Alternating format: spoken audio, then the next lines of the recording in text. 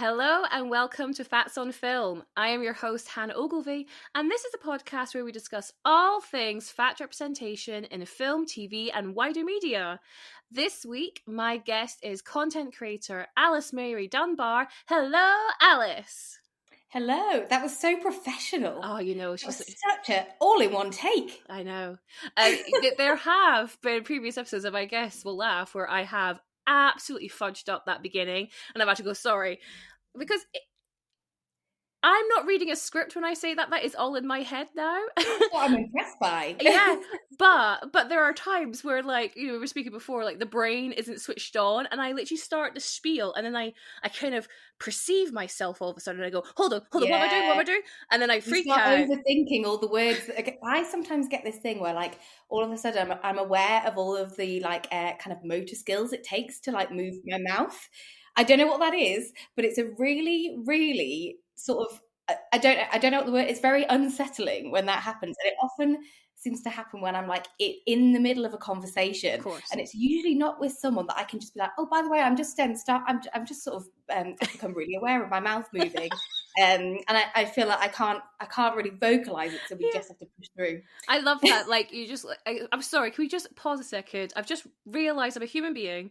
I'm operating this meat sack through electron pulses going on in my brain in the middle of the universe as we know it. Blah blah blah.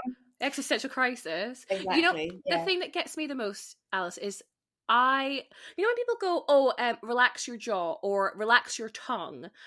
I don't know where it's meant to sit in my mouth. No. So when someone goes, your tongue shouldn't be at the roof of your mouth, I think that's what they say. I'm like, okay, where should it be? Where should it be? And then I go, but if it's maybe down at the bottom, that feels really uncomfortable to me. And I'm like, am I wrong? Or are they wrong? Or have we all just got our own little weird thing and we're trying to simplify it? Yeah, you know those TikTok videos that are like you said, supposed to relax you. Yeah. I all of a sudden do not feel relaxed. Absolutely not. I'm totally with you. Yeah. So on that note, how are you doing? Like, are you good? I'm good, thank you. Yeah, I'm going on a night out tonight. A night out. Oh my Lord, where are you going? I mean, I'm going out in. So my friend lives in Leeds, and normally we go out in Leeds. Mm-hmm. However, we are going out in Pudsey. Don't know if you know where that is, because I don't really. I believe it to be a town between Bradford and Leeds somewhere. But they have like a monthly queer drag night called Glamour Pussy, which I've never been to, but my friend has, and she was like, do you know what? It's actually bloody good. So we've bought tickets for that, and then I don't know whether we're going to then end up going into Leeds to continue.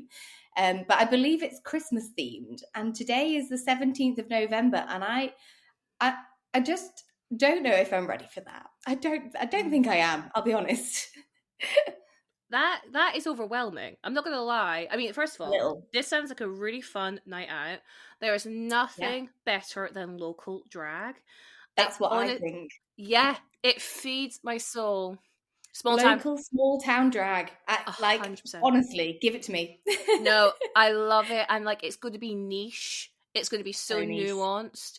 So that sounds great. I'm not sure about the Christmas theme though. Like, what are you going to do?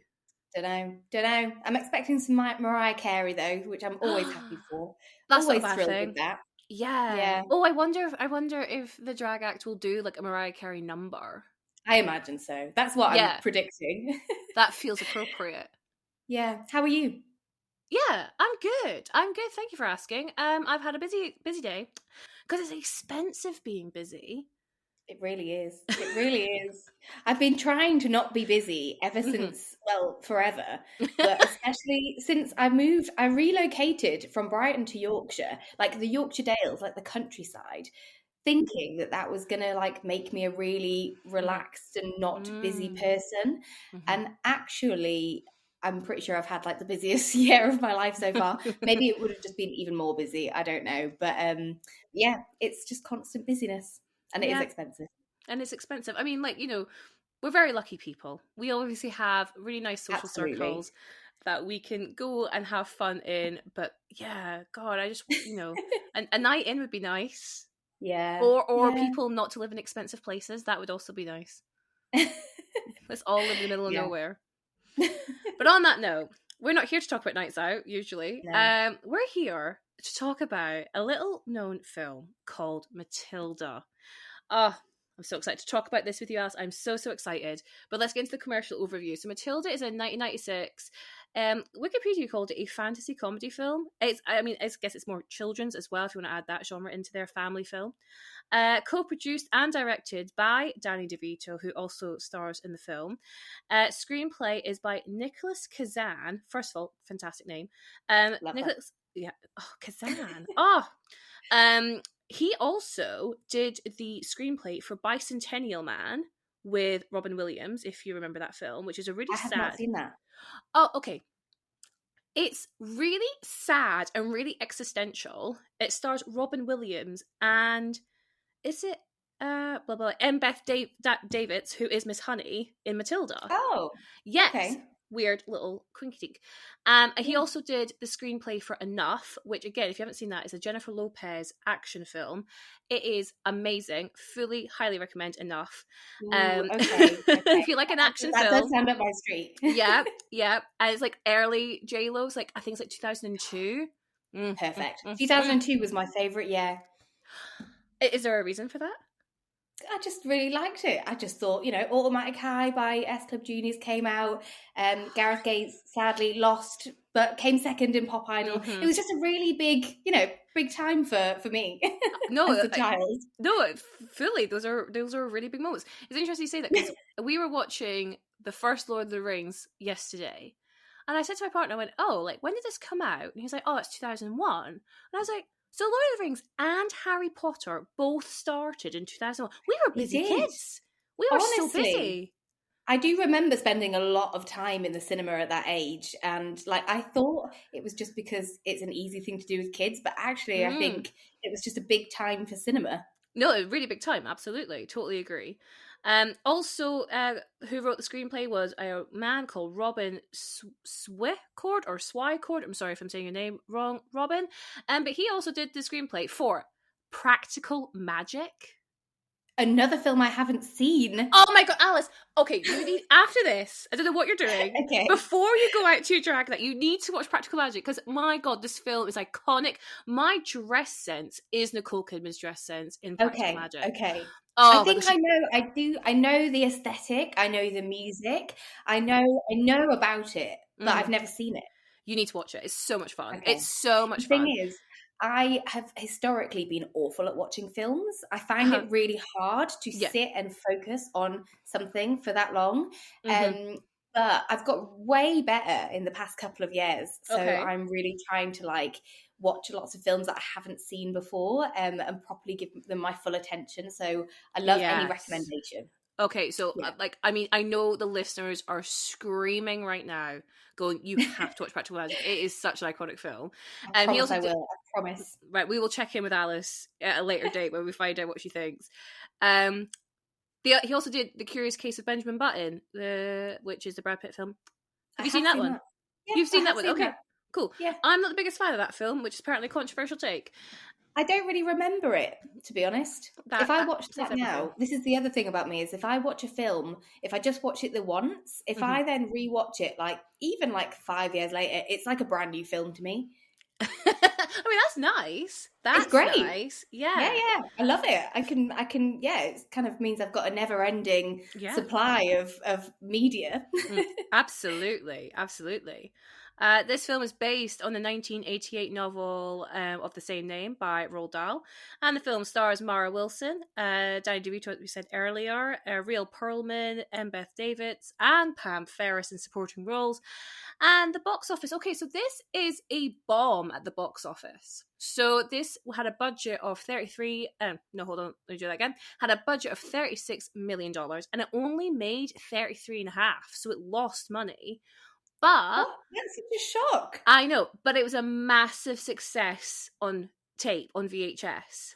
So I think you had this a lot in the 90s where people might not have gone to the effort of going to the cinema, but that word of mouth of, oh, you have to watch this film, get it at your local video shop, that was a real thing. And I know for sure we had the VHS of Matilda, 100%. We either had it or we taped it, because we'd rent it and then tape a copy of it, because we had the double VHS thing. So yeah, that is Matilda. It is a box office bomb. But let's pass to you now, Alice. Can you let me and the listeners know, what is Matilda all about? I absolutely will do that. I was saying earlier, I've made notes for everything apart from the plot. So I'll do my best. I have seen it many, many times. So essentially, we've got Matilda, we meet her as a baby right at the beginning, and we kind of see her grow into a very advanced 6-year-old who's like very independent. She cooks for herself. She takes herself to the library, and she loves books, and she has like a reading level well above her age. So we're kind of aware that she is very intelligent and very special.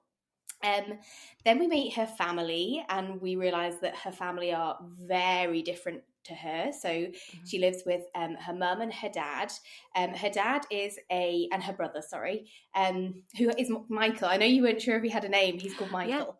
Yeah, Michael Wormwood. So her dad is a used car salesman, but he's very much a scam artist. And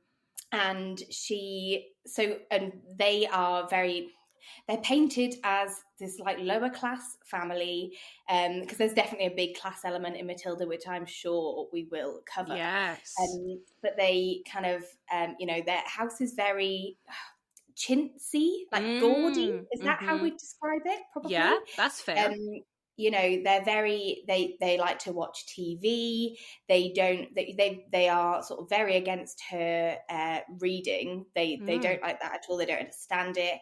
And they basically don't recognize her as this like very special, very intelligent, wonderful child. They actually think that she's like, rubbish, and they're not interested in her at all. She's very neglected, essentially. Yeah. To the point where like they don't know her age. Like she has to keep reinforcing her age. She has to tell them when it's time for her to go to school, and they haven't even thought about putting her in school. But when she does bring this to their attention, I think Harry Wormwood chooses this school because he knows Miss Trunchbull, who is the head of the school that she is sent to. And when she goes to school, she's very excited, really happy to be going to school. But it turns out that school is actually not a very nice place, because, as I said, Miss Trunchbull, who is the head mistress of the school, she essentially is a child abuser. She is she's a fat character, so we'll obviously go into her a little bit later. She's very tall, very strong. She's an ex-Olympic medalist. Like, what is it? Is it shot put that she does, or shot hammer, put, javelin, and hammer throw? That's it. Yeah, that's it. So she's very strong. She wears her hair back in this like kind of slicked back bun, and everything is just very sort of menacing. We get a lot of shots of her from below, don't we, where we kind of like she seems even bigger. We like see her from the point of view of the children. But yeah, so essentially that she goes to this very scary school where everybody is terrified of the headmistress, and if it's a school where punishment is very rife, which ranges from throwing children by their hair into nearby fields, and just very, very harsh punishments for very, very small things. Anything that's kind of like childlike or innocent or fun or happy is punished. So, and there's we hear about the chokey, which is a tiny little cupboard with spikes inside, and children are thrown into there, and the door is shut, and they're left for a kind of an indeterminate amount of time. But within the school, we've got Miss Honey's classroom, which is where Matilda is placed. And Miss Honey is the loveliest, like sweetest, kindest teacher. Kind of, I feel like she was a lot of people's sexual awakening. That's what I hear a lot, because she's kind of this like just loving her, and I think I wanted to be her. In like, especially her fashion sense, like I just love what she's wearing. We can talk about like the idea of like gender identity in this film, because like, you know, you have her opposed to Miss Trunchbull, where Miss Trunchbull's so like butch and masculine, you know, she's not wearing any makeup, like you say, the hair scraped up, and then Miss Honey's a like hyper feminine person, like super slender, like very delicate in her mannerisms, and you're meant to want to be with her more than Trunch, right? Yeah, of course. Like I was going to say exactly what you said. She's like the antithesis of Miss Trunchbull. She's very gentle, she's very kind, and obviously the second Matilda walks into her classroom, she realizes that there's something special about her, and you know, she actually ends up going to Miss Trunchbull and saying, "Look, I think she needs to be with the older kids. Like, she's so clever." You know, that's obviously that's shut off completely. And I think at that point, well, Miss Trunchbull recognizes that this is Harry Wormwood's daughter, who I believe who sold Miss Trunchbull a dodgy car, so she's you know, has an issue with her from the get-go. And so this kind of like puts a bit of a target on Matilda's back. And yeah, basically they end up in a kind of feud where Matilda wants to stand up to her, and the Trunchbull kind of keeps punishing her and punishing her friends. And then at some point in this sort of scenario, we get to the stage with Bruce Bogtrotter, which obviously is something that we're going to go into later on. But essentially there's a scene where Bruce Bogtrotter is this fat boy at the school, and he is accused of stealing a slice of Miss Trunchbull's cake, and as a punishment for that, she makes him eat a whole, I think, is it like a whole cake, and then or a huge slice of the cake, and then she brings like the rest of it and makes him eat it in front of the rest of the children while they watch. And it's, I mean, like I said, we will talk in depth about this scene, definitely. But that's just another example of like the kind of like the punishment and the abuse that goes on in this school. And the kids really kind of like come together against the Trunchbull. And then we've kind of got this like other plot, which is like Matilda and Miss Honey are becoming like more and more close. Like, I think Matilda sees in Miss Honey what she wants from her family but has never had, and then Miss Honey sees in Matilda, like, I think she sees a younger version of herself in Matilda, because obviously eventually we find out that Miss Honey's actually had a very abusive and very horrible childhood, that actually left her in the care of her aunt, who we later find out to be Miss Trunchbull. Plot twist. And then there's a kind of there's this sort of revelation that Miss Trunchbull actually perhaps murdered Miss Honey's father. It's all very dark, isn't it? It is. It's so dark. Murdered Miss Honey's father. And that is, you know, she wanted to inherit his big house and all of his things. So Miss Trunchbull currently lives in Miss Honey's childhood home, which is this huge manor.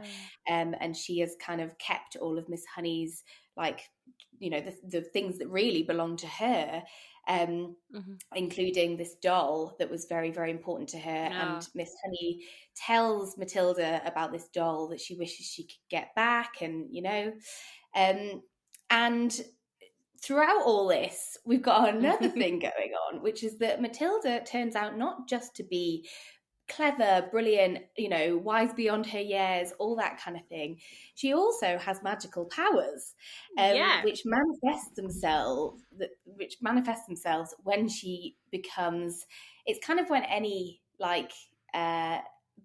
strong emotion comes out of her. Mm-hmm. So it's like from anger to like frustration.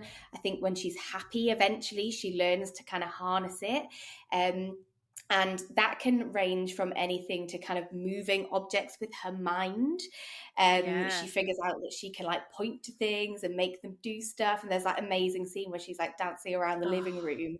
Iconic. And she's able to kind of move all the things, and everything's like dancing. It's just a really happy, joyful scene.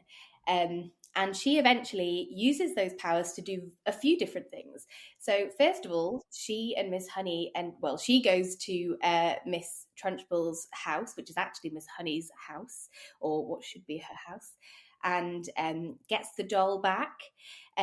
She also frightens Miss Trunchbull by making her believe that the ghost of Magnus, who is Miss Honey's dad, who Miss Trunchbull apparently killed, she makes Miss Trunchbull think that he's come back for her by writing a message on the chalkboard at school and making the water fall over, and all that kind of thing. And then she also basically she managed to get her dad caught for what is it? I can't remember what he's doing. Is it like...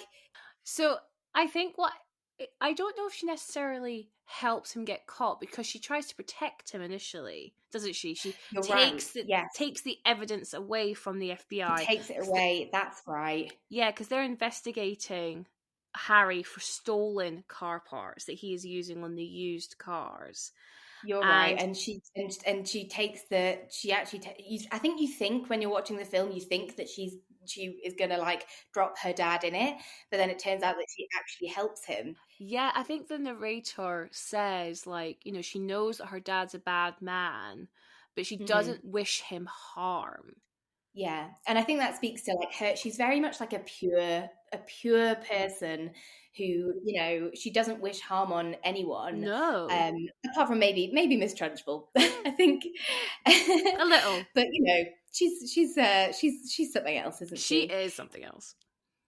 Yeah, and then basically at the end, Miss Honey ends up adopting Matilda, and they do a very quick, confusing adoption situation where all that happens is Matilda prints out a form at the library, and then her dad signs it, and then gives her back the form, and then he's off. That's it. So, that's all you need. Yeah, no birth certificate. No notary, like no judge, no social services getting involved. No. Because what she says, she goes, I've had this since I was tall enough to reach Xerox. And I remember when I was younger, not knowing what Xerox was. I was like, what the fuck? What's Xerox? And now I'm older. I'm like, oh, that's just a photocopier. That's just a brand name. She literally just photocopied that at the library, and she's been hanging on to it for years. Waiting. And then Miss Honey and Matilda live happily ever after. Yes. And then they both get what they wanted. They do.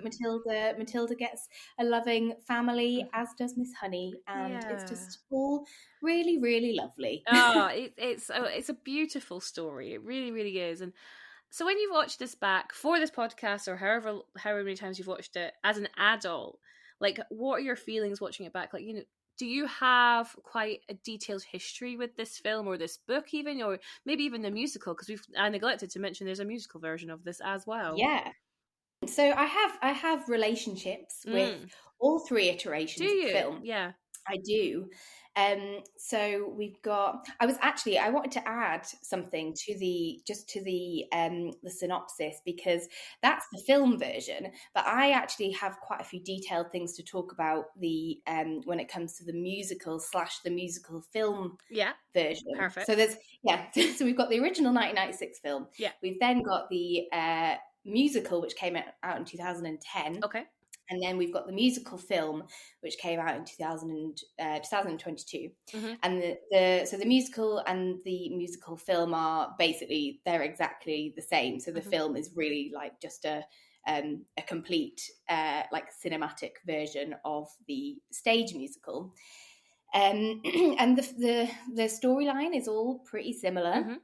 But I'd say that in the musical film and the musical, Matilda's magical powers kind of relate just as much to her ability to like sense things and seek information and like to know things that like out of nowhere, and to tell stories as they do to a physical ability to move things. So there's this huge like side plot where Matilda is telling a story as the film goes along, or as the musical goes along, to the librarian, which is this like tragic tale about the death of a circus performer who leaves behind a little girl. And it turns out that that's actually the story of Miss Honey's childhood, and that's how she ended up in the care of Miss Trunchbull, because she was the little girl. So you get, but it's like Matilda's telling this story, but she doesn't know that she's telling a story that's actually real. So yeah, a lot of it is to do with kind of like telekinesis and stuff like that, rather than just like physically doing things with magic. That's really interesting, because I have seen the musical. I saw on the stage X amount of years ago. I have seen half of the musical film. I did not finish it because I forgot. I'm not going to lie, I forgot. Fair play. But yeah, like but this film, the film version, I've never read the book either. I've never read the book, so I couldn't tell you whether it's a strong adaptation or not. But the film, like, this was one of my staples growing up. And I've watched it so many times. Like you said, like the music to me, like you said, the dancing scene when she's playing with all the stuff, when she's like honing her telekinetic powers. That song is like, is that the right one? That one. That, like, if I hear that now, I'm like, that's Matilda. And of course, it takes you right back. It does. And the Send Me On My Way, where she's making the pancakes, the most delicious looking pancakes I've ever been committed to cinema. Oh yeah, delicious. Oh, it looks so good. But again, that song, I know it's been in other films since. I know it's in Ice Age, for example, but that will always be forever a Matilda song. Yeah. I mean, I feel similarly about the film. I actually don't remember the first time I watched it. It definitely wasn't in the cinema because I was only 4, but I definitely watched it as a child, and have loved it ever since, and watched it several times ever since then, despite there being, you know, several problematic elements. I would say it's one of my favourite films. And then when the musical came out in 2010, I had probably like a 10-year long, like severe musical theatre hyperfixation. Great. And that was right in the middle of it. So, and I saw it on stage, I think it was twice, but it might have been 3 times. I saw the initial kind of the original cast, and I loved Bertie Carvel's portrayal of Miss Trunchbull. So on stage, Miss Trunchbull is actually portrayed by a man, which, again, like, that is problematic. I you know, there's always problematic elements around that, but I'll talk a bit later, I think, about why that's interesting, and why it sort of made me not mind the sort of the musical theatre, the stage version, as much. But anyway, I loved it. I had a poster in my room. I listened to the musical like soundtrack like over and over and over and over and over and over again. I just loved it. Then, so because I loved it so much, I was so excited about the film version of the musical to come out. This is really confusing to talk about, but I'll try. So I was really excited about the film version of the musical, and I did enjoy it, but it didn't have the same impact as the stage show for me personally. And as a huge fan of the stage show, one of my favorite things about the stage show is the staging. The staging is beautiful. So clever. Have you seen the stage? Yes. Stage like I say, I must have saw it maybe like 2013. Okay. Yeah, and it's, I mean, the stage is just incredible, and I'm a big fan of like a good set. Oh god, yeah. And so for me, because I love that so much, it really just didn't have the same impact for me. And I was left feeling very troubled about the portrayal of the fat characters in it, more so than either of the other two, and particularly that of Bruce. So, and my very kind of complex feelings about that is why I chose it to talk about. Thank you for adding that bit on the end, like why you chose it for this film, for this podcast, I should say. I agree. I think again, I only have seen half of the film version, but this is the problem with all film adaptations of stage musicals. You are taking something away. You have to. Yeah. Otherwise, we might as well just watch a live recording of. I would have preferred that. I think that would have been better. I would have done too. Like, it's like, watching the live performance, the live recording of Hamilton. Yeah. Translating Hamilton to a film would not work. No. There's something really special about it being on the stage and seeing like the revolving stage and all that good stuff. Totally. I think, again, that's probably why the adaptation of Chicago works so well, because the actual musical version of it is such a strict backstage. So yes. you're having to use your imagination with Chicago, where in the film it fills it in, but it still works because it's still performing to the audience. So exactly.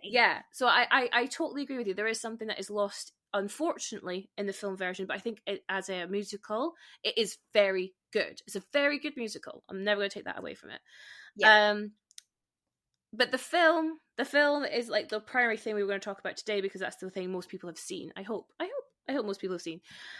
So you mentioned it in your synopsis, but let's get into the details. So obviously on this podcast, we like to talk about fat representation, and I clocked four fat characters I'd love for us to discuss. Yeah. Some more than others.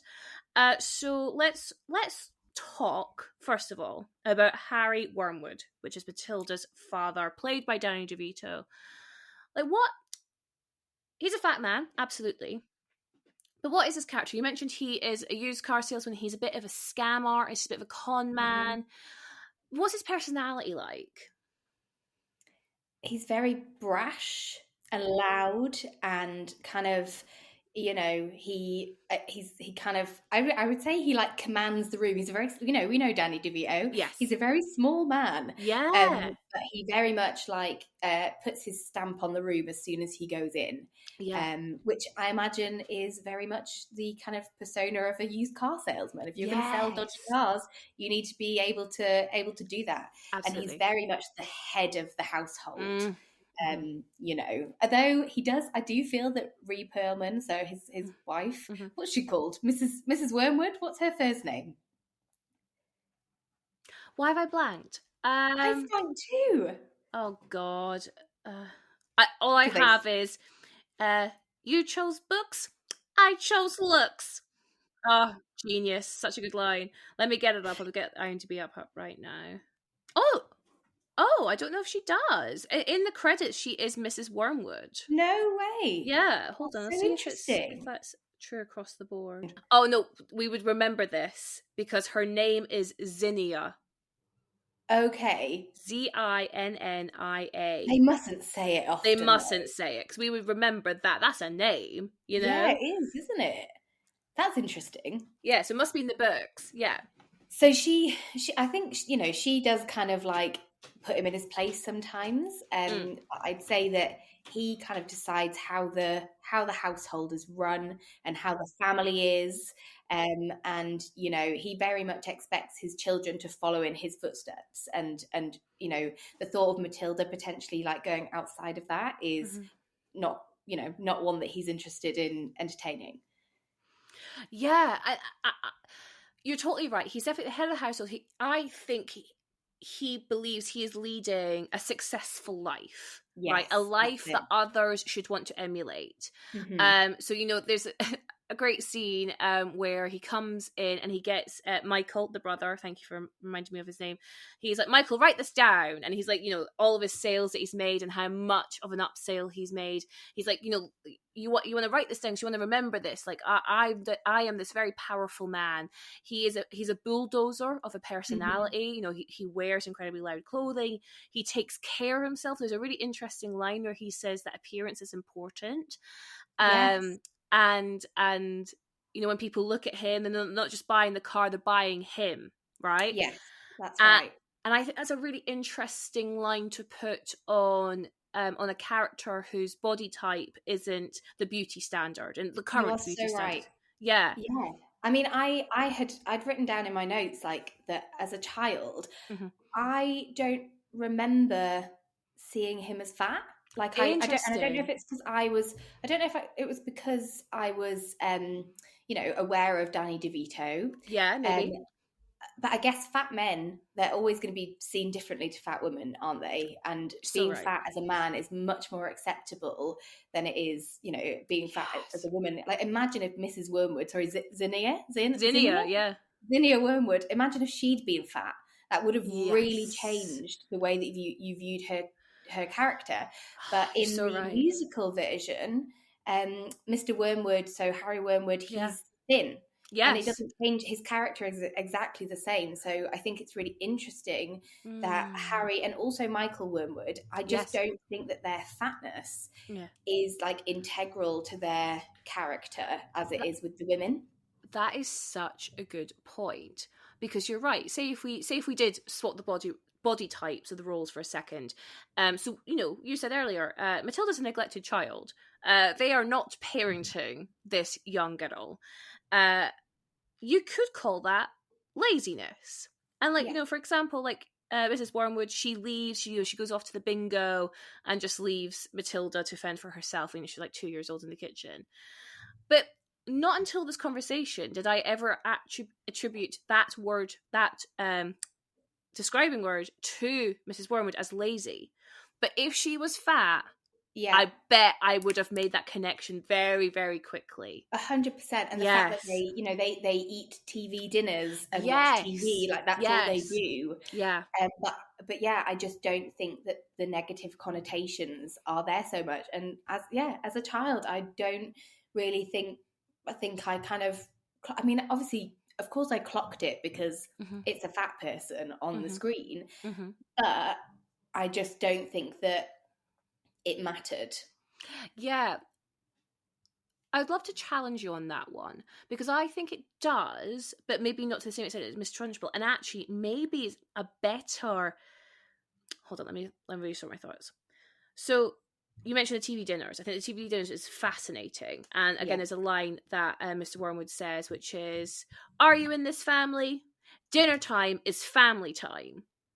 Right? Like Yeah. the idea that if we're all together watching the same thing, not talking to each other, watching the same thing, eating the same thing, eating the TV dinners, then that is considered bonding. Mm-hmm. And Matilda's rebellion against that bonding, she wants to just sit in the armchair, read the book. He sees that as like her defying him. And I also think, Harry really suffers from the sense of like he's not smart. He doesn't want to be defied by his daughter. He doesn't want to be shown up by his daughter. Yeah, Like, so I'm the he smartest. belittles her, and he basically Yes. tries to suggest that because she is what most people would consider like, well, book smart, isn't she? She's kind of like that. Yes. He's threatened by that, I think. Very, very threatened. I totally agree. But then when you have the TV dinners, you have him. He's always drinking a beer. You have Michael. He's just like eating marshmallows and throwing them at Matilda at points. So there is like definitely this like food, potentially poor quality food, I want to say, Totally. and then their body types being bigger than thin, for sure. And then you add in this idea of like this moral corruptness that definitely Harry has. He doesn't see any problem with selling these cars, ripping people off. Like I think where we have fat bodies in media, they are often attributed to some kind of corruptness, to some kind of moral what's the word I'm looking for, like yeah, when we see fat characters, they always, they're morally corrupt, but they're also not to be trusted. It's like their selfishness will drive their motivations, and obviously we can see that they're selfish because they're obviously eating all the food, and that's the kind of like logic through this representation. So I even know you're right, because it's Stephen Graham in the musical film, isn't it? Who plays Yeah. Harry Wormwood, and he is not a big guy at all. You know, he's stocky, but I would never call him fat. So it doesn't matter, and like you say, it's not as integral. It's a really good word. It's not as integral to the character. But I think in the film, the non-musical film, I think Danny's body size does give an extra bit of non-verbal communication to the audience in his characterization. I think what I'm saying is that I probably, when I was a child, that maybe I hadn't sort of realized that was quite such a strong indicator of sort of society's views on fat people. So maybe I didn't pick it up because of totally that. Appreciate that. And then, you know, when you watch a film and you're like, because you've seen it so many times, especially when you were younger, things just like you don't think about it as critically, do you? You don't register it. No. And I also think, well, I've said this so much on this podcast, is when we know we're going to do this episode, you know, when you came to me going, oh, can we do Matilda? We're now looking for anything that's going to contribute to this conversation, right? So we've got that lens on, and that's why I hope that this podcast encourages other people to do, like when they watch films, because I can't help myself now. I'm always like, you know, it's something I'm so sensitive to is plus size, and I'm sure you are the same, plus size representation in our media, because I want to know, you know, we have to recognize it in order to deconstruct the unconscious bias that we all have, right? Yeah, exactly. And like, you know, like you said, little things that I was like, it doesn't really matter. I'm like, no, it actually does matter. It, like you said, might not be as integral, but it always matters, because it's how, even if like it doesn't necessarily matter in the grand scheme of things to this particular story, it has, you know, contributed to the build-up of, you know, my personal or our personal kind of perceptions of fat people, even if it's just through like seeing a fat person on screen and how they act and how they're portrayed. So yeah, saying it doesn't matter was probably a bad choice of words, but I think that clarifies it a bit more. Yeah, totally. So I'd love to get into this idea of like class here. So I mentioned the TV dinners. You know, there's a scene where Mrs. Wormwood has won quite big money on the bingo, and they're really excited because it means they can go to the fancy place with all the is it with all the fish? Is that what they say?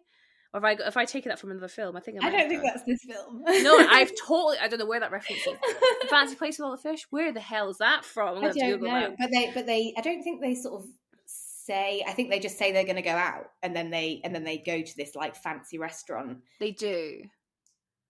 But we get this idea that they have potentially like a lot of cash, but maybe not a lot of money, right? That's it. That's what I was going to say. It's kind of like they are like, they're not wealthy. No, I don't think they are. But they definitely, a lot of money is moving through that house. Mm-hmm. Where is it going? I guess that's why the FBI are involved, and there is this sense of they didn't go to college, right? Yeah. And we have that when they meet Mrs. Honey. So we know Mrs. Honey wants, you know, see something so special, Matilda, as you mentioned. So she goes to the house to like give her some more advanced reading. And instantly Mr. and Mrs. Wormwood have their backs up. They're like, who is this person coming in telling us how to raise our kid, even though, bear in mind, they haven't raised their kid. We have no interest in raising our child, but we do not like being told like what to do when it comes to raising our child. Absolutely not. And especially where, and even like the way they speak, so you have like Mrs. Wormwood, how she speaks, you know, it's very, I don't know, very accented, very affected, like English that she's speaking. But we have Miss Honey, and her performance is a lot more like, you know, you can imagine she went to elocution lessons, right? It's very measured, it's very softly spoken, where like Mrs. Wormwood is very brash, similar to Harry Wormwood. So you have this clash, like a real visible clash of different perspectives, different life choices, different classes coming through. Mm-hmm. Do you think that feeds into any way about how the body sizes, the body types that we see in the Wormwood family, if you think about Harry and also Michael? In terms of the class? Yeah. Yeah. Oh, I mean, it's all intertwined, isn't it? There's no way that it's not. Although, I mean, obviously we do see Miss Trunchbull later on, who is kind of, I guess we don't know a lot about her. We know that she is part of this rich family, which is why she's inherited the house, but that's from her uncle. Is it her uncle? I'm confused about family trees. So yeah. It's interesting actually, because again, this might be explained in the book, but so we know that Miss Honey's mum has died, and it's now Miss Honey's dad, Magnus, and he brings in his sister, Agatha Trunchbull, to help. Sister. That's right. That's what I was like, no, it's not. It's not his aunt. It's yeah. Yeah, but he brings in his sister to help raise Miss Honey. Mm. So that would make me think that she's not individually wealthy. Yeah. Right? Do we even know what Magnus did for a living? Well, in the musical version, he's a circus performer, but I don't get the impression that was the case in the book or the original film. Is Miss Honey owed some kind of inheritance in the musical? Now I'm confused. Hang on a second. No, I don't think so. I don't think the inheritance part comes into it. I'm pretty sure it's just, I think that she's has ended up on her own with not much, but I don't think inheritance is necessarily mentioned. But she has kind of basically ended up down a path because she was not able to get the support and stuff that she needed. I'm just going to Google this though, because I was like, the fact that I can't remember tells me that it's not as much of a big deal if it's there. That's it, because in the film it is a big deal. Yeah, like it is a big deal because we know Miss Honey, she's living in a very like dilapidated cabin, but she is owed this, like you mentioned, this massive manor house, and I guess all the treasures that's within it, including that gorgeous chocolate box, by the way. Oh, so iconic. It's so good. I just want to play with it. It just looks so satisfying. But yeah, like it is a big point that Trunchbull has stolen that from her. Like, she has stolen her rightful home, but it's not just a little home; it's a massive home. So therefore, there's money in that family. And then if you compare that to the Wormwoods, where they have a more, I don't know, more modest home, like you mentioned, it's really kitsch, just plastic on the sofa, right? That's very much something that we attribute to a specific class of people. Yeah. Like, you know, we have the college educated, we have the not so college educated, we have, but then not only that, the Wormwoods are criminals. I think it's really interesting, and the fact that Matilda eventually ends up with the rich family, because she ends up with Miss Honey. And that's obviously seen as like a really positive thing, and that's, you know, which it is in terms of, you know, the fact that she really cares about Matilda and all that kind of thing. But Matilda basically goes from the kind of, in quote marks, like trashy sort of rich, you know, family who do have money, but they maybe don't spend it in a way that is kind of acceptable, and you know, it all comes through some very dodgy avenues, and then she ends up with kind of the slim, rich, wealthy woman at the end. Yeah, that, when you put it like that, that seems nasty. Yeah, like in terms of representation, it's not ideal. But also at the same time, like, you know, this is, how old is this film? 20, 28? Yeah. 26 years old? I can't do that maths, but it's pretty old. No. It's old, right? It's old. So it's interesting how, like, in the most recent adaptions or adaptations, I never know what the right word is there, they haven't shown that, they haven't carried through that body nonverbal cue, that body size nonverbal cue into those adaptions. Yeah. Which is interesting. That is a choice, right? That is a choice of them to make. So, you know, I wonder where that choice was. But then, interestingly, like you mentioned, there is another choice that's made in the musical versions, which is that they have fat characters, and I'm using air quotes when I say fat characters, because the characters they end up choosing aren't actually, like, the actors aren't fat. They make them fat. They put them in fat suits. It's so interesting, isn't it? I guess it's like, I am fascinated by the whole choice, because the fat suits aren't even good. They're like really bad.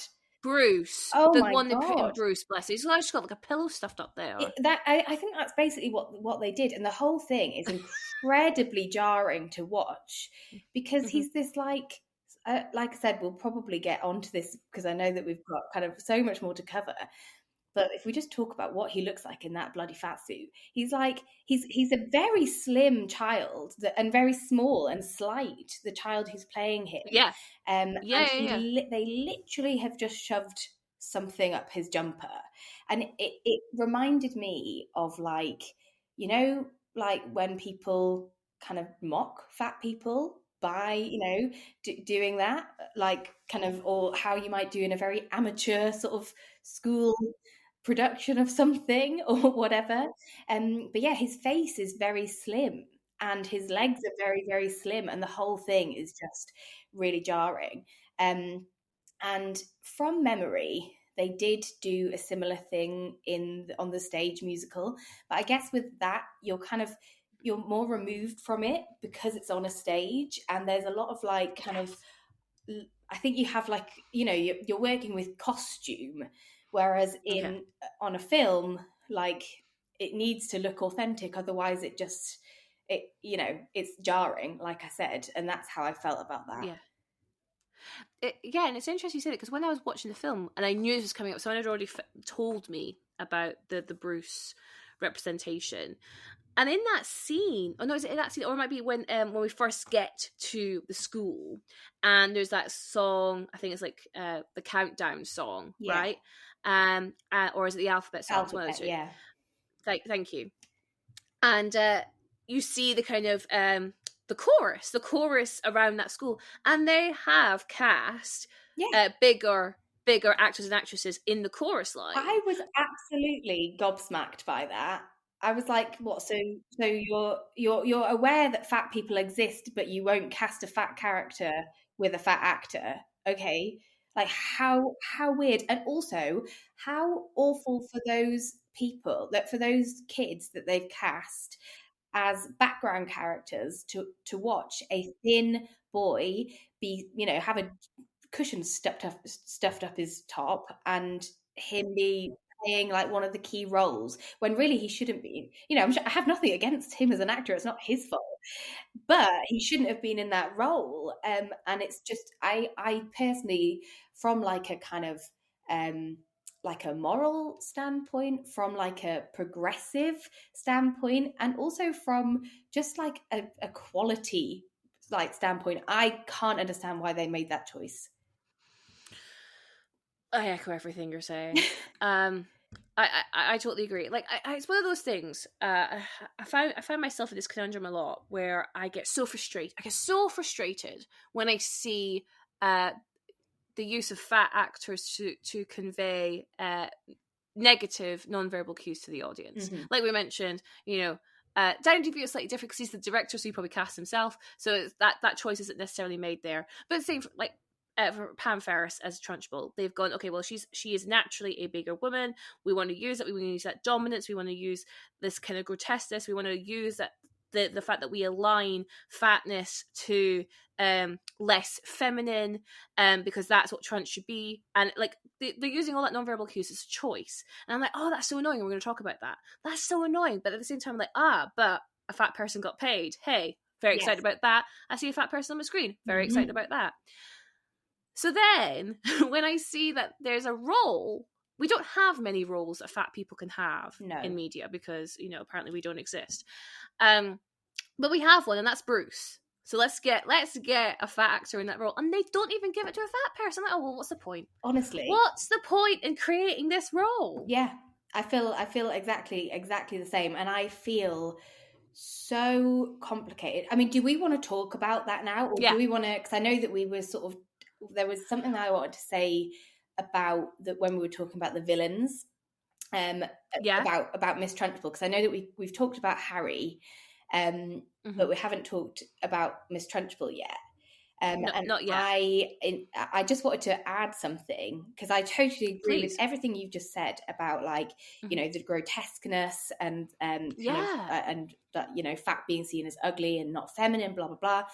One thing that I did sort of like about her character, and I think is quite good representation, is the fact that she's like an Olympic, like, sports person, Olympic medalist. She's seen literally incredibly strong and obviously very, very fit. And I find that fascinating, like absolutely fascinating. Yes. And, you know, in ways, like I said, a positive. And I feel like, you know, compared to what you normally see when it comes to fat women on screen, a lot of the time it's like a fat motherly figure that we're like, you know, we see all the time, and kind of this big bosom and all that kind of thing. And then this is something very different to that. And she kind of reminds me a little bit of Ursula in The Little Mermaid, in that she is kind of like this representation of like the fat, bitter, lonely woman, like the woman without man sort of like trope. But yeah, apart from that, I did just want to point out that I like the fact that she's like strong and fit, which I think is interesting. And again, as a child, I don't remember seeing her as fat. I think because I just saw her as like big. Like, it wasn't kind of wide. It was just like, you know, she's tall, she's big, she's strong, she's scary because of that. But I don't think it was till I was older that I was like, oh, she's actually fat. And it just sort of, it's not the same kind of fat representation as we see in a lot of places.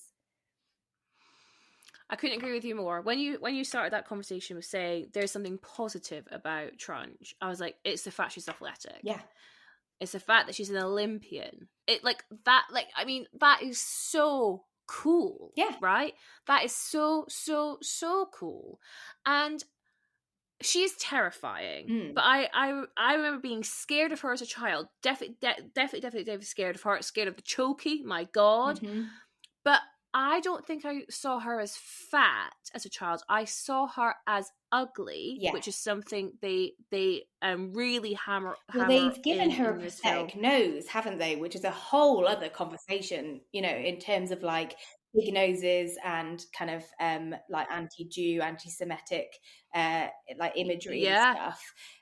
But I remember seeing Pam Ferris. The first time I saw Pam Ferris in something else after watching her in Matilda was in Gavin and Stacey, and her nose in Matilda did something so like profound to her face that I saw her in Gavin and Stacey, and someone was like, "Oh, that's like Pam Ferris, like the Trunchbull," and I was like, "No, it's not.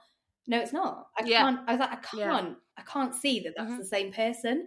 And it took me ages to like compute in my brain. I knew it was, but like it took me ages to compute it. So yeah, you're right. It's kind of her ugliness, I think, is what they play on more. Very much so, very much so, because like, even like this, you know, you mentioned how the camera likes to look up at her, like we're from the child's perspective, but there's a lot of close-ups of her. There's a lot of close-ups of her teeth, and her moles, and you know, she's definitely got some whiskers going on her chin, and it's just like I don't know. There's something just so inherently like not that there's anything wrong with whiskers on the chin. I'm just from a media perspective, it is these non-verbal cues of like ugly, doesn't look after herself. She's not wearing any makeup, right? She's bare-faced. You know, her hair is, you know, there's no style to it. She's doing the clean girl aesthetic, so maybe these days she's clean girl Trunch. Oh my God. Oh my God. Imagine if I commented that on some of these gals. Like, oh my God, like Trunch? Yeah. Like Agatha Trunch? Sometimes I feel that. Sometimes when I put my hair up, like, you know, I'm like, oh, I'm attempting to do that and look like those girls, but really I just look a bit trunchy. But that's fine. Bit trunchy. That's all the representation we have. That's what we look like. Yeah, I totally agree. And but there's even like choices like in her clothing, like, you know, she's got these big like sports socks on and these big clunky boots. She's got a belt, which I'm like, oh, interesting. She has a belt on, but like you could read that two ways. You could read that as like a fashion choice, so like I highlight her waist, but if you really pay attention, the belt is just closed. It's like there's very little of the belt left when she's fastened it. Or is it, those like weightlifting belts? Yeah. Like could she be that? Because that would make more sense for Trunch. Would. I mean, you've got to hand it to her. She's got a strong aesthetic and she commits to it. She's got a look. She has a look. And I love her Olympic jumper that she wears during the manor house scene where she's chasing them around. I think that's such a cool jumper. Yeah, I actually would like to own that jumper myself. Yeah. But there's this thing I always find when I'm looking at films from this perspective, and that is how much they make our fat characters sweat. So you'll notice in the scene where Honey and Matilda are in the Trunch's house, and they're obviously evading her because she's come home early because the car has broken down, and Trunch knows someone's in her house, but she can't get them, and she's running up and down. Matilda and Honey are like running around, like throwing her this way, throwing her that way, and Trunch is getting more and more sweaty, and we can see that in her face, but we can really see it in the jumper she's wearing. Like she's wearing this grey jumper, and we all know grey loves to show up sweat, and she is dripping with sweat by the end of this scene. Whereas if you look at Miss Honey and Matilda, they're barely glistening. Yeah. And I think it's such an interesting choice because they make it again and again in film. And I wanted to get, what do you think the film is saying when they make this very purposeful choice of showing Trunch sweaty and really gross and probably a bit smelly looking, to seeing Miss Honey Matilda, a bit out of breath, don't get me wrong, but they are not sweating. Yeah, absolutely. I mean, I think we've got to think about the source material. And the source material is Roald Dahl. Yes. And I know you said you haven't read the book. And to be honest, I don't think I've read this book either. But obviously, I have read several of his other books. And his descriptions of the kind of villains are like really, really vivid. And it will always talk about how ugly they are and how, it will talk about things like the sweat and the kind of the teeth and the smell and all that kind of thing. He really doubles down on that just in general. That's like a bit of a thing that comes up again and again in his writing. And I mean, I imagine he obviously will describe Matilda and Miss Honey, but I would imagine that their descriptions are a lot more favourable. So I wonder how much of that has come directly from the book. That is such an interesting insight because I've never read any of Roald Dahl. I wasn't a very big reader as a kid. Yeah, I mean, he's we know he's very problematic, and the that whole too. We know he's an anti-Semite, and we know that he's generally pretty fat phobic, and a lot of his characters, their names are really interesting. He always picks names that relate to character, like Honey, Miss Honey Sweet. We've got Miss Trunchbull, we've got Bruce Bogtrotter, like that comes up again, and there's so much imagery relating to how people look. And I liked his books as a child, but when I read them now, I find them really uncomfortable. And they always had, so it was Quentin Blake who did the illustrations, and his illustrations, again, they obviously, they were a perfect pair in terms of illustrator and author, because he really picked up and really maximized those visual things that Roald Dahl would write about, and I think that because of that, we really have these images in our heads from reading the books, and then obviously when you then make it into a film, you expect to see that because you've read the book and you have these images. So I think that could be a big part of it.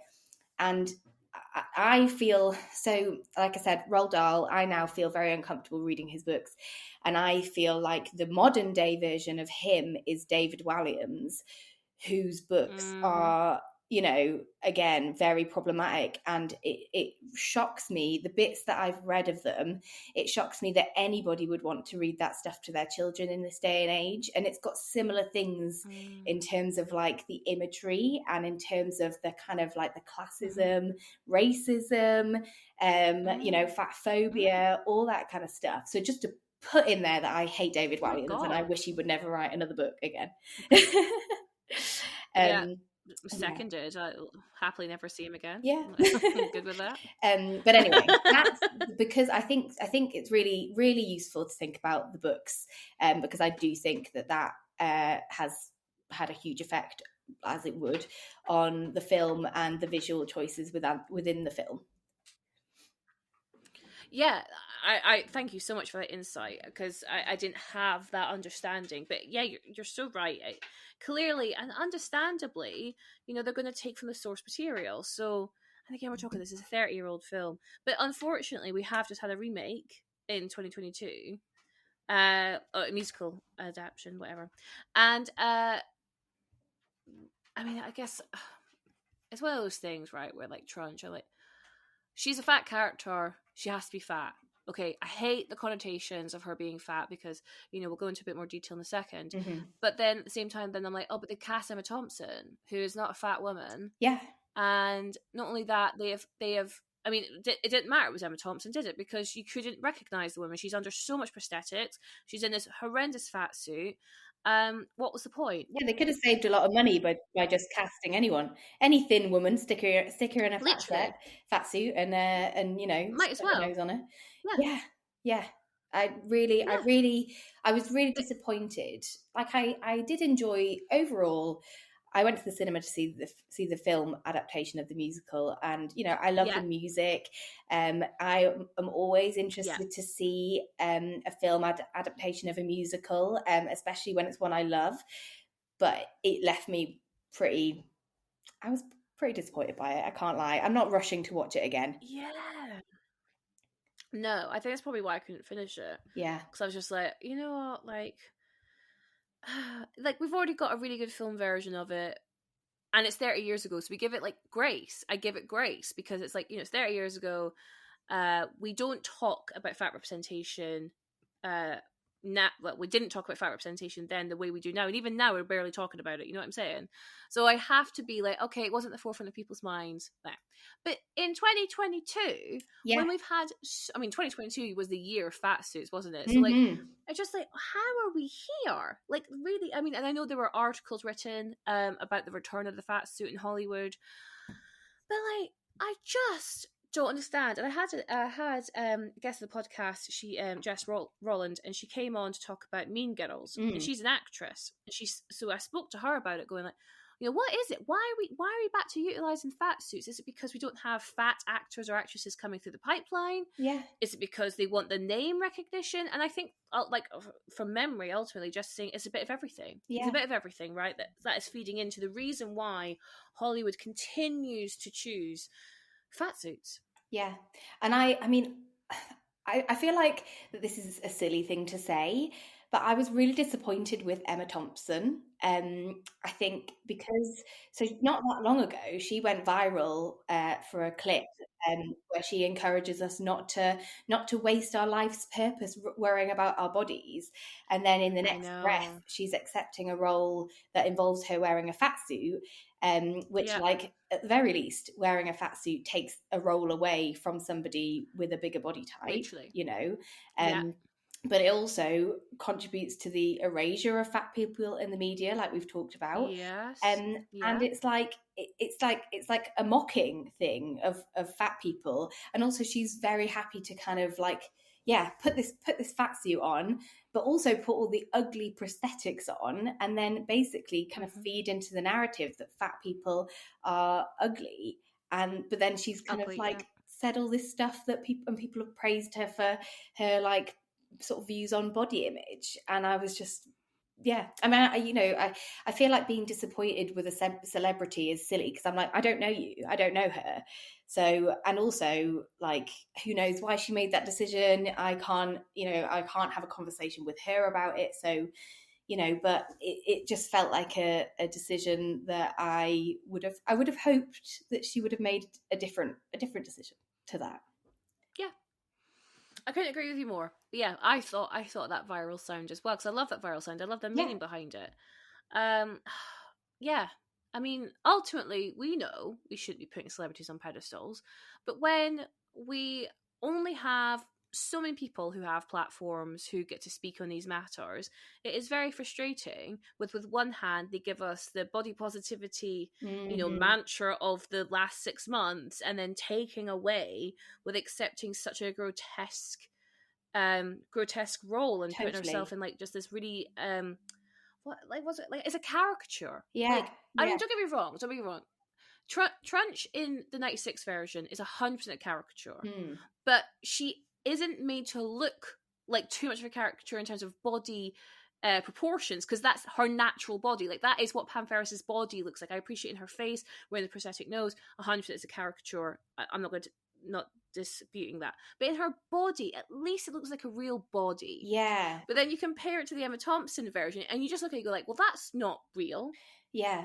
I mean, what I think is interesting is that when I watch the Emma Thompson version, I see that they've taken it directly from the stage musical version, which, as I said before, is a man. And also, because it's a stage musical and it's a costume, it is, I'd say the body shape and everything is much more exaggerated, which works on stage, but it does not work on film, because we can see so closely that it's a costume, and it just looks wrong in the context of all of these other characters that don't have that. Whereas obviously if you're watching a stage production, then everybody's in costume and kind of everything's exaggerated because it has to be.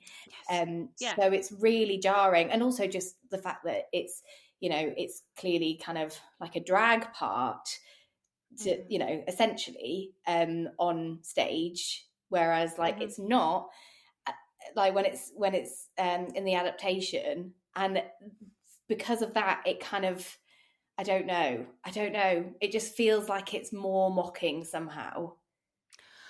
I wanted to get your thoughts on that, because I'm going to say some things, and I'll either edit it out if I say something that's too problematic, or if it is offensive. I'm just going to speak openly. But it comes across as like really mocking of just like people who identify as women. Like this idea that like in the stage musical, the choice is, there's that phrase, isn't it, like you're performing to the back row. So that's why you have these really exaggerated costumes, exaggerated makeup. It's a very different acting performance if you're on stage versus being on camera for a film or TV show, right? The actors speak about that a lot. So from a musical version, they're going, okay, well, we need to get across to the audience that this Miss Trunchbull is so ugly. How do we do that? How do we do that really quickly? Right, we just cast a guy. And therefore it's really obvious because she's like a really handsome woman. That kind of like backhanded compliment, right? Handsome woman. And that's it. That's ugly, because obviously the way that women are ugly is if they are closer to men or masculinity than femininity. Right.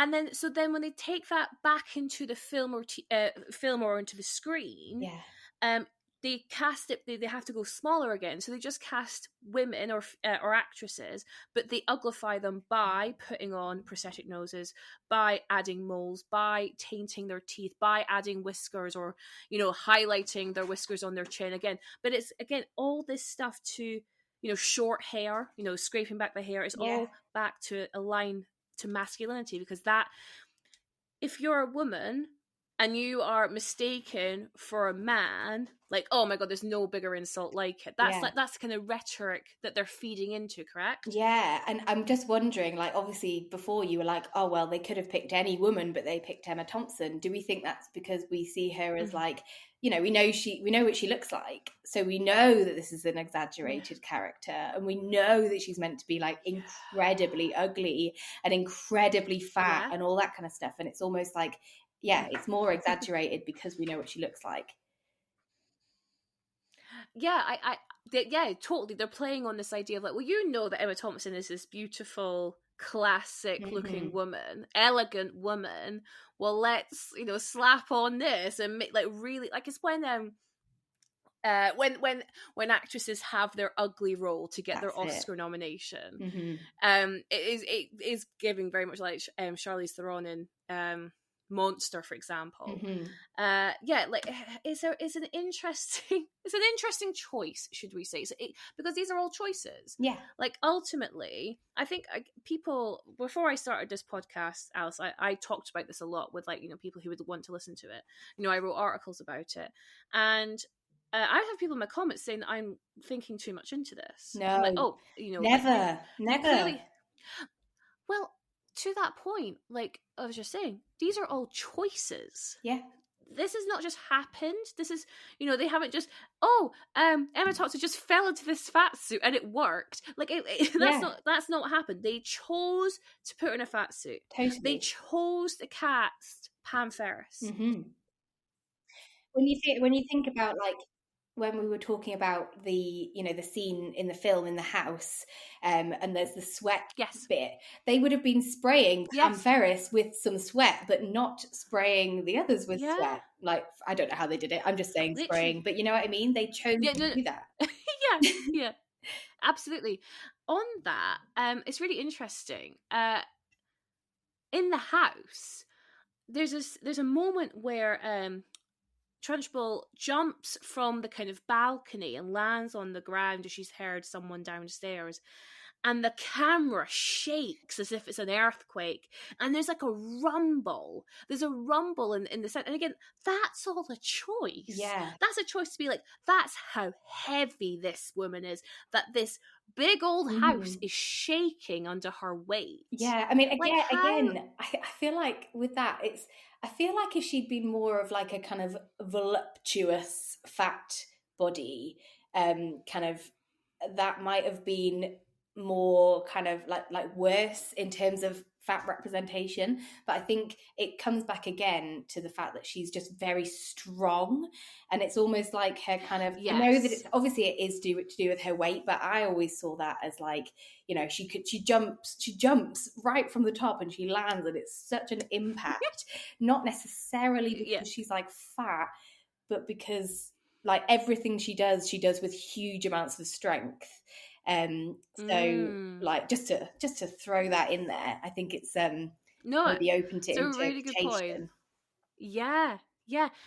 I was going to say something and then I stopped myself because I was going to prove myself wrong. But I wanted to get your thoughts. In that manor scene, she is fearless. Yeah. She is like it could have been anybody in her house. It could have been 5 incredibly tall, scary-looking men. But she's, like, running into room to room, like, ready for a fight. It's almost like she's wanting the fight. Yeah. And I thought, oh, my God, that's really fearless. And actually, fearless to a certain degree is quite an admirable quality. It is. But then yeah, I know exactly what you're about to say. Go on, say it. but then she's not fearless because she's picking on kids. Yeah. And the last scene we see is Matilda artfully manipulating the situation to make it look like that Magnus's ghost is haunting Trunchbull, and she is terrified. She's so scared. Terrified. But I always saw that as her being scared because, like, partially because ghost, and partially ghost is scary. Yeah, and partially because it's like she's maybe scared that this thing that she did is all coming out. So, maybe it's partially fear that like, it's like kind of, she has to face up to what she did, which is something that she thinks that she got off scot-free.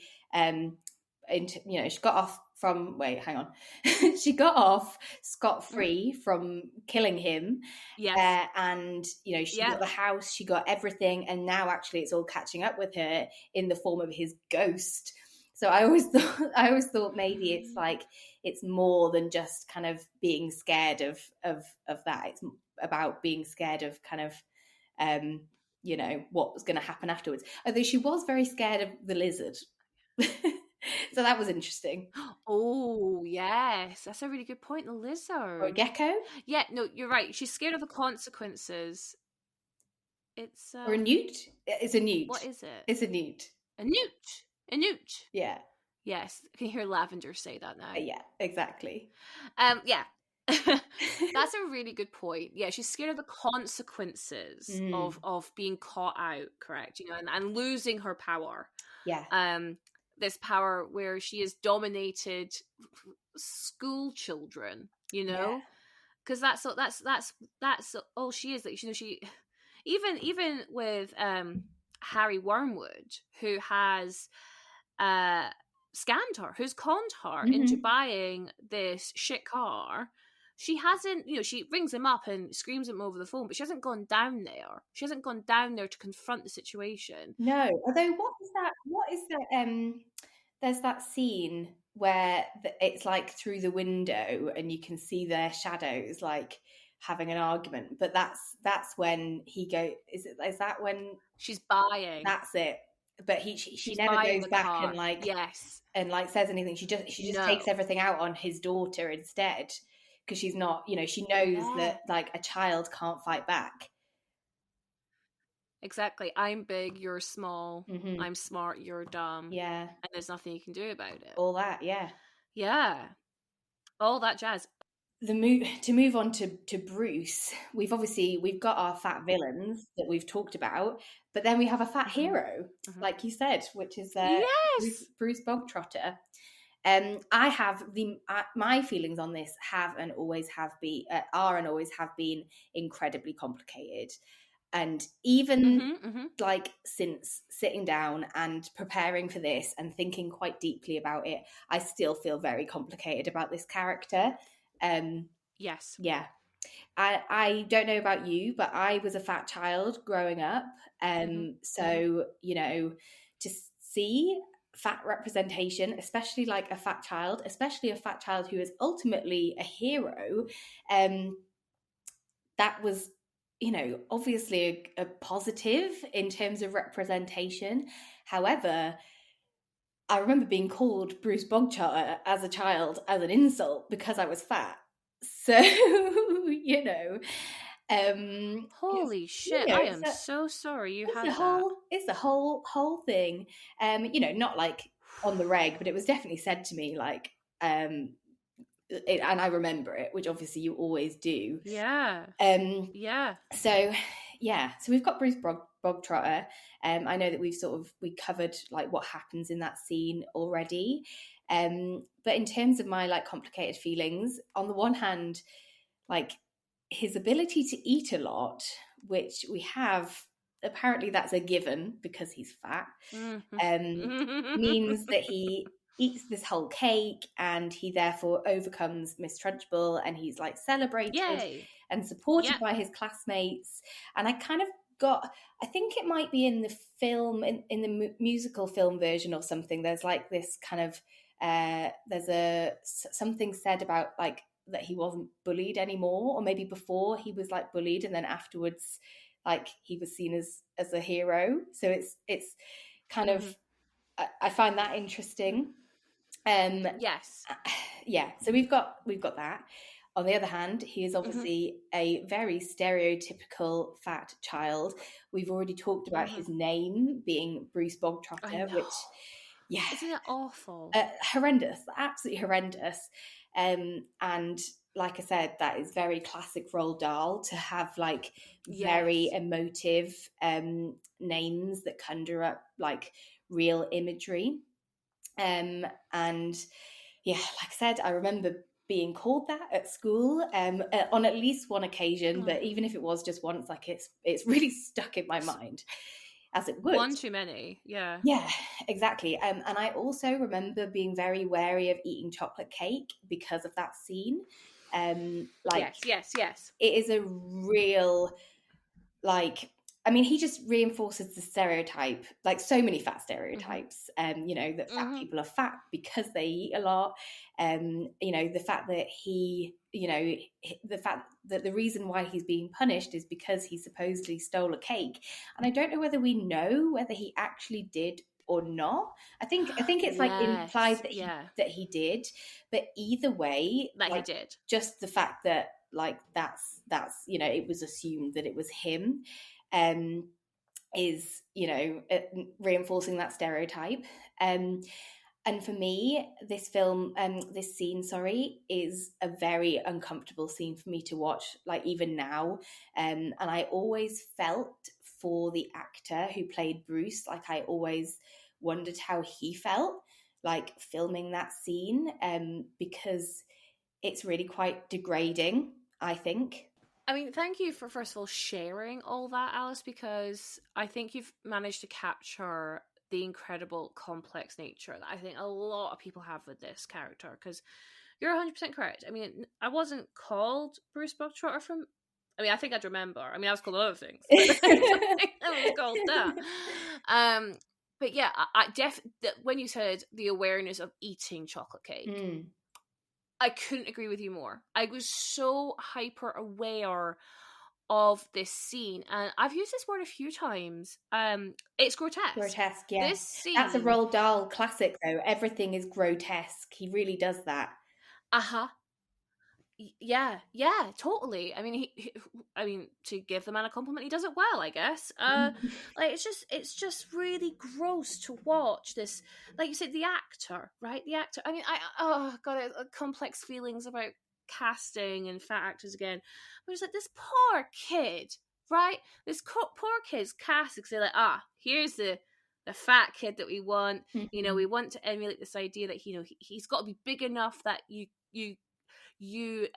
believe he would steal the chocolate cake. First of all, that he would steal the chocolate cake, and not only that he could eat all that chocolate cake. So again, you mentioned earlier this idea that we think that fat people must have massive stomachs and massive appetites because that's the only way that anyone is ever fat. So they've casted this poor man, this young man, in that role. He then has to, sit there and eat whatever it is, or however they film eating scenes. You've got Trunchbull screaming at him, ridiculing him. It's just nasty. But then at the same time, you have this moment where, first of all, like the children are kind of like, wincing and like squirming in their seats. Like they're not enjoying it. It's not like they're, I think, there's something to be said for the fact that they're watching it and they feel uncomfortable.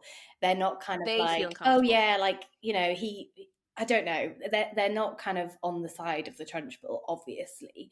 No, they're not totally. But then Matilda is the one who she changes the tide. So where everyone's like, oh no, Matilda's like, you could do it, Bruce. You could do it. And then everyone kind of like starts chanting, Bruce, Bruce, Bruce.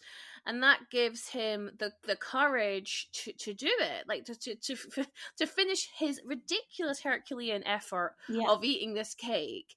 And then, he which is really cute, actually. I really like his like taking on the energy moment because that's really nice. That's a really nice community thing.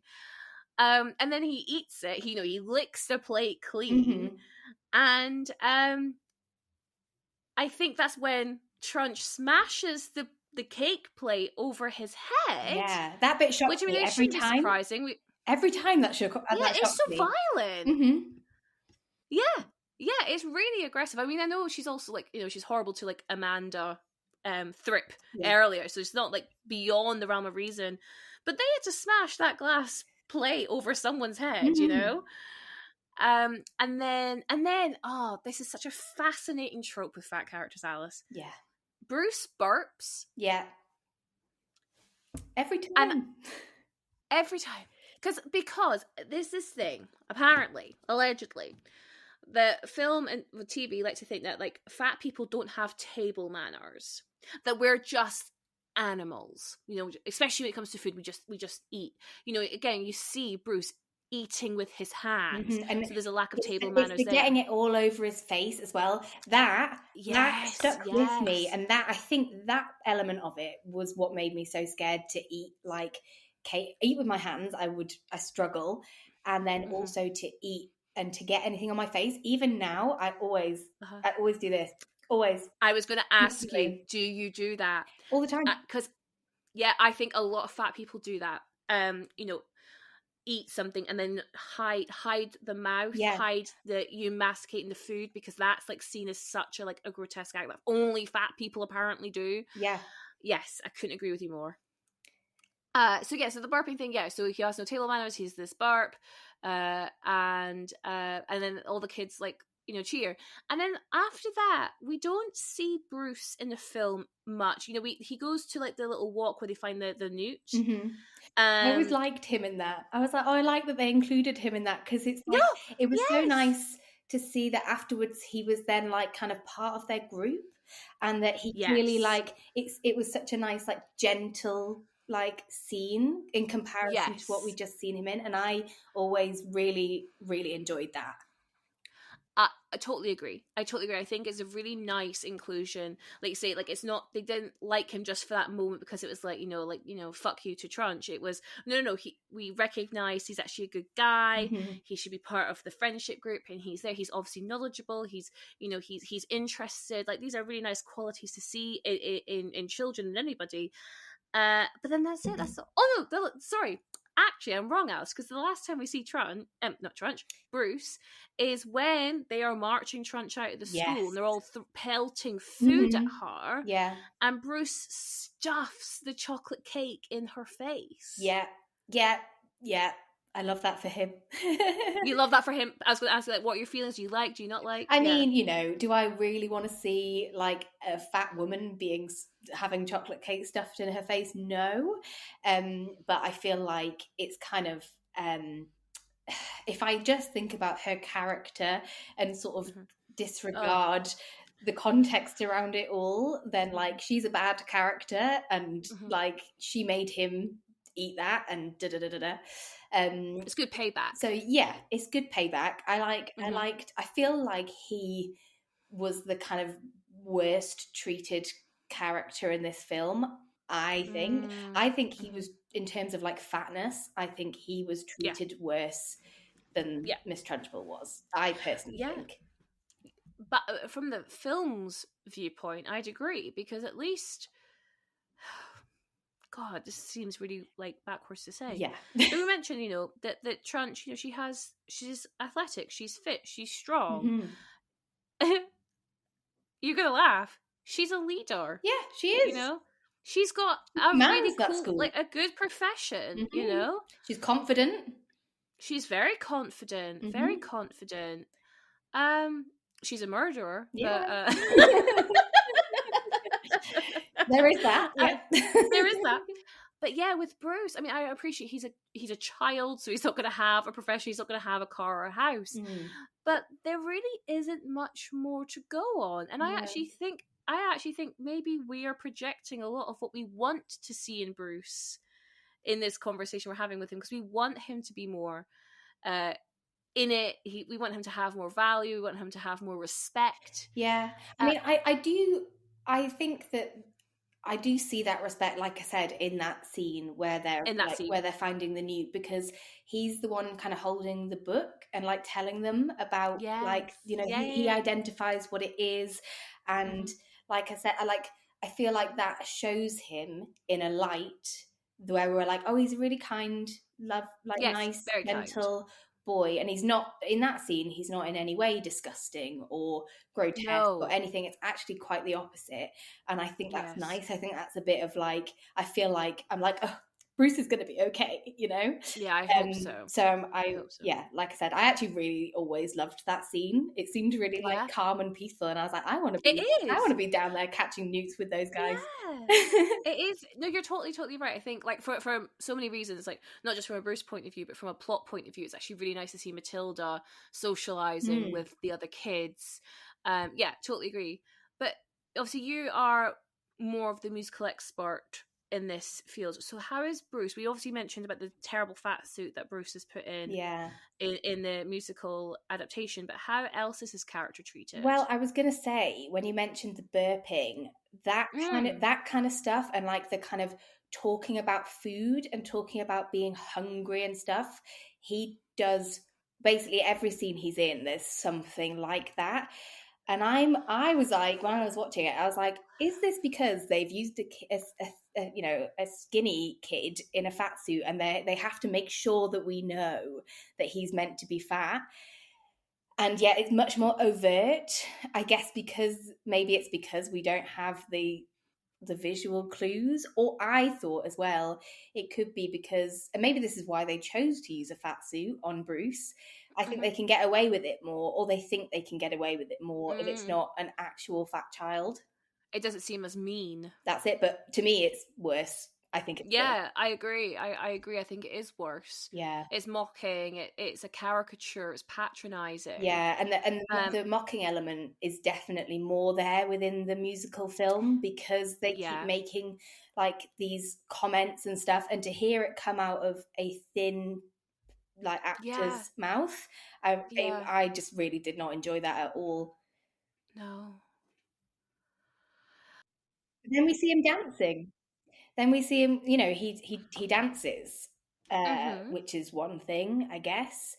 He's kind of, it's not like everyone else is dancing and then he's like sat at the side, like clearly meant to be unfit or whatever. Like he does get involved. No, stop. No. I'm saying he doesn't do that. He doesn't. Sorry. Oh god. Oh my god, I almost had a heart attack. No, I fully thought I completely missed that bit when you said that.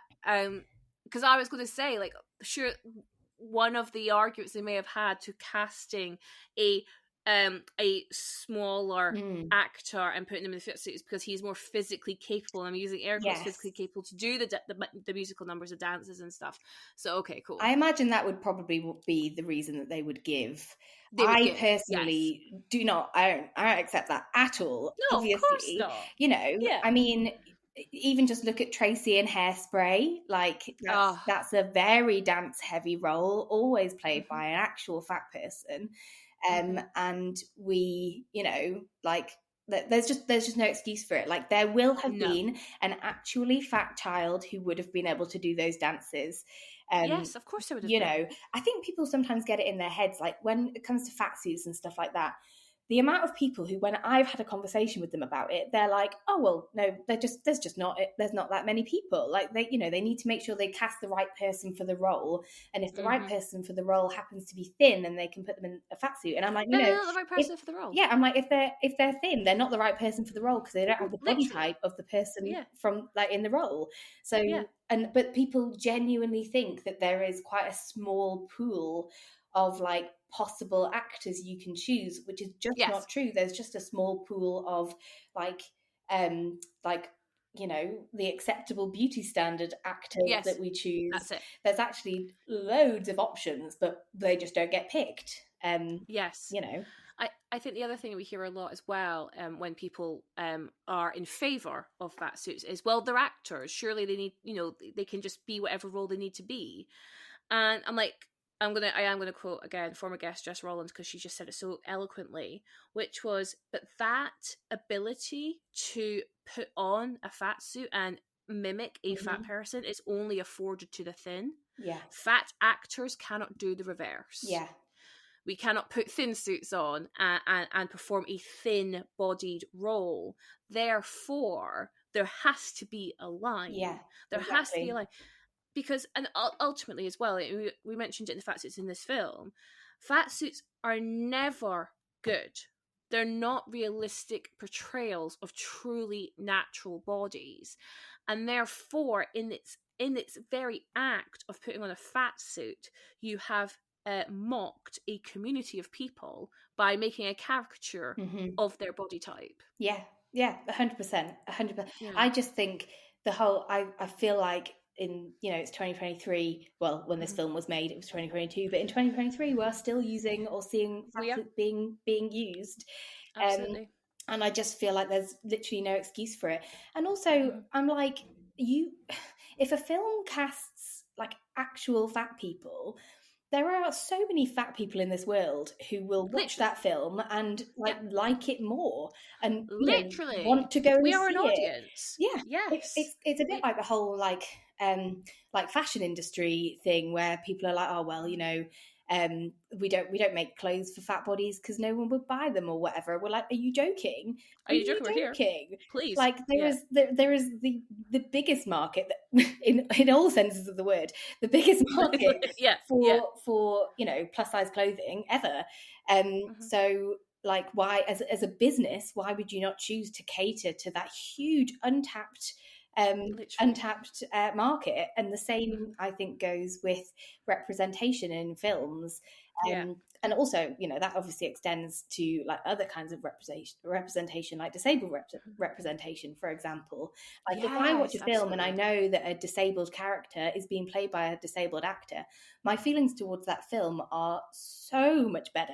Like I respect it, I believe it more, I think it's a more authentic performance. Like there is no reason not to do it. And also it costs less money. Like those fat suits Bruce's was definitely cheap. But Emma Thompson's do not look cheap necessarily, and a lot of them they're very expensive and involve a lot of prosthetics, which all cost money. Why would you not just cast a fucking fat actor? I hear you.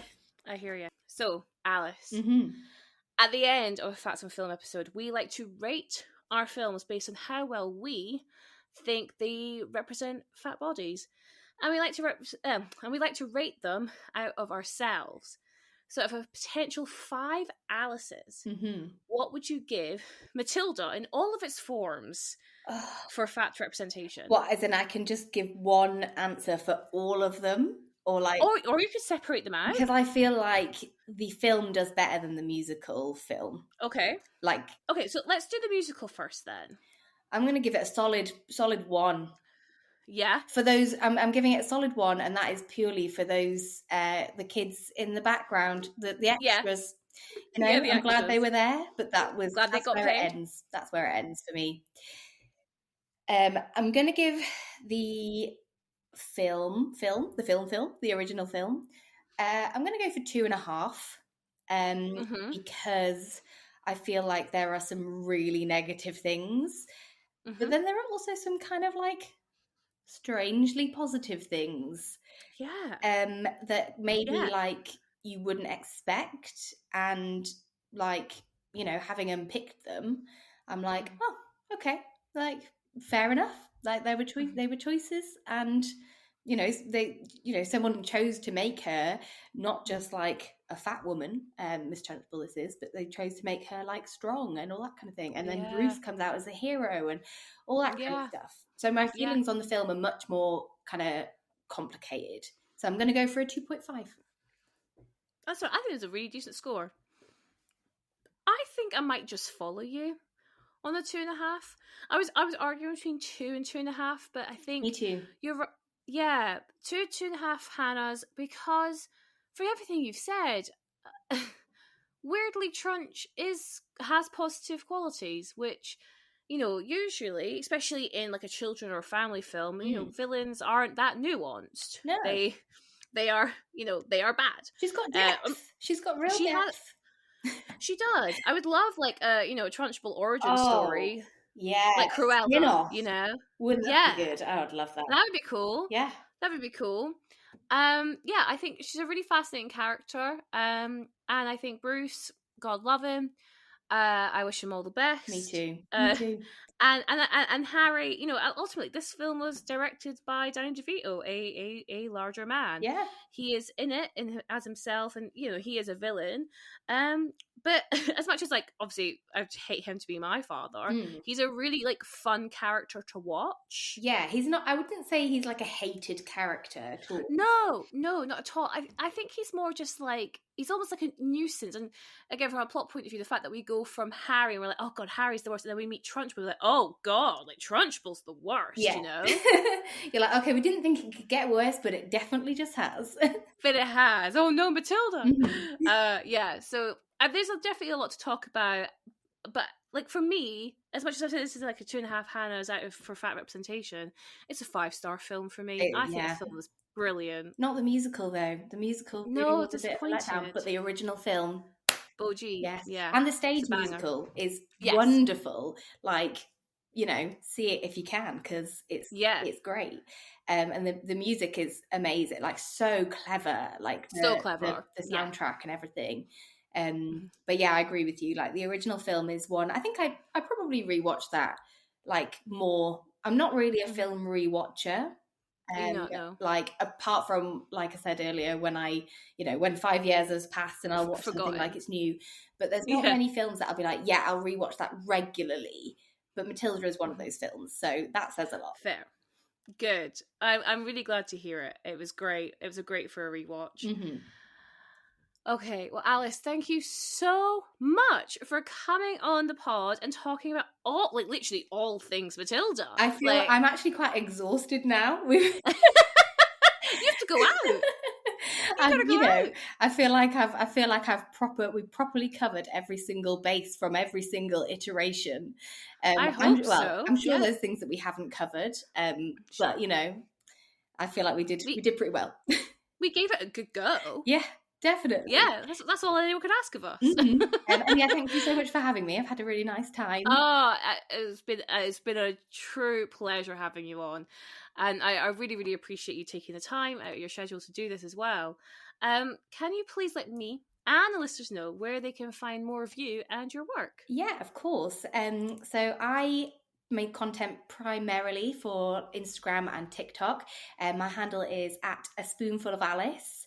And I do a lot of like anti-diet culture, anti-slimming world, like content. Most of my content is just around showing like what a happy life free from diet culture can look like. And everything is in pastel colours and it's all very cute and we do lots of crafts and stuff. So if that's the vibe, then please come over. Yeah, please go follow Alice if that is your vibe. I mean, if it isn't your vibe, what is your vibe? Yeah, that sounds great. Vibe, what are you doing? What are you doing? And the link to all of Alice's stuff will be in the show notes below to make it super easy for you all. And the listeners can find the pod at Fats on Film on Twitter and Instagram, and they can find me at Queen Bee Says on Twitter, Instagram, and TikTok. Thank you so much for listening, everyone, and I will see you at the next one. And remember to stay fat.